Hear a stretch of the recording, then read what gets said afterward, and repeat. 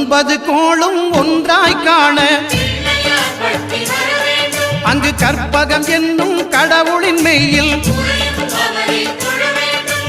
ஒன்பது கோளும் ஒன்றாய் காண அங்கு கற்பகம் என்னும் கடவுளின் மெய்யில் சூரியன் முதலாய் ஒன்பது கிரகமும் பலவித குணங்களை கொண்டிருக்கும் எங்கள் கற்பக தருவில் அவை வரும்போது ஒன்றாய் சேர்ந்து பலனளிக்கும்.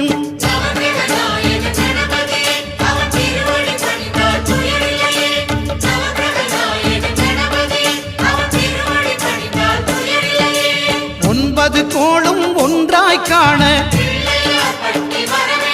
அங்கு கற்பகம் என்னும் கடவுளின் மெய்யில்